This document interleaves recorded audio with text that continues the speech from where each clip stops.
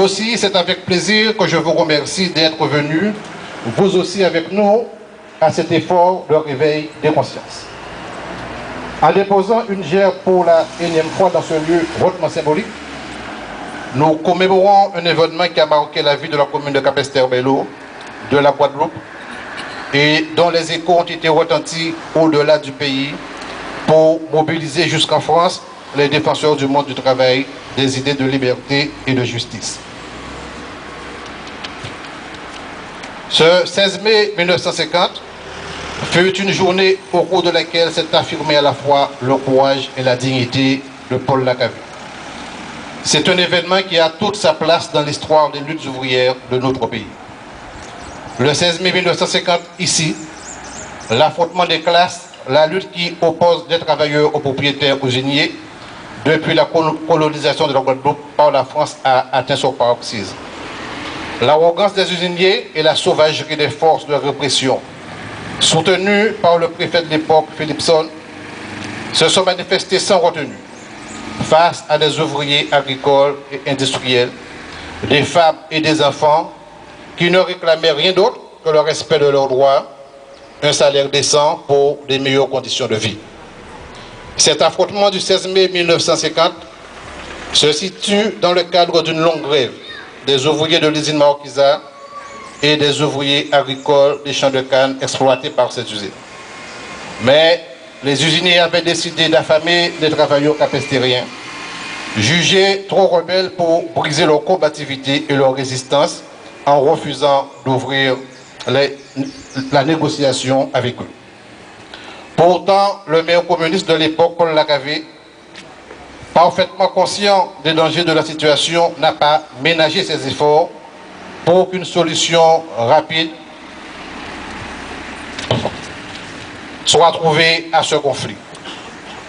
Dès le début du mois de mai 1950, il multiplie des interventions auprès du préfet, du directeur départemental de la police, de l'inspection du travail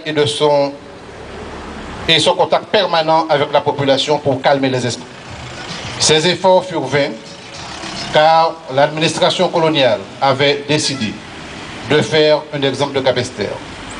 C'est dans un tel contexte de lutte que, d'après les témoins de l'époque, quelques jeunes capestériens excédés par le comportement des CRS ont affronté d'eux en patrouille, déterminés à leur faire comprendre qu'ils n'allaient pas imposer leur loi à Capesterre-Belle-Eau.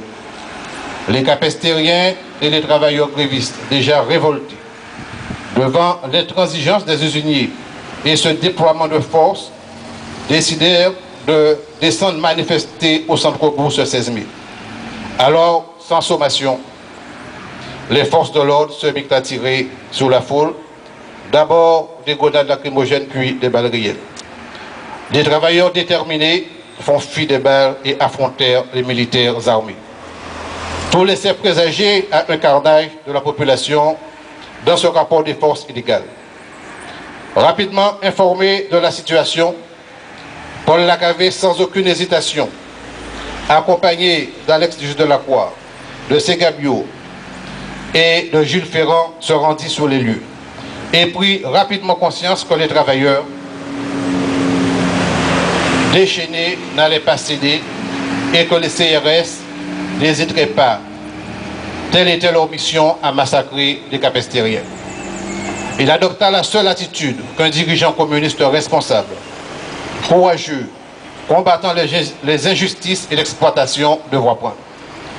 Il se porta à la tête des manifestants, ne se souciant même pas qu'il n'avait pas son écharpe, signe d'autorité, et se plaçant face au CRS, prêt à tuer. Il prononça cette phrase désormais célèbre: « Tirez sur moi, ne tirez pas sur le peuple ».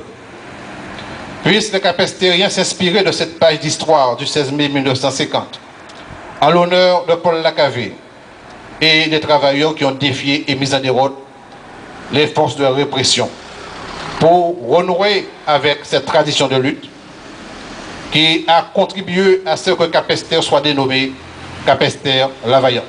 La lutte continue. Je vous remercie.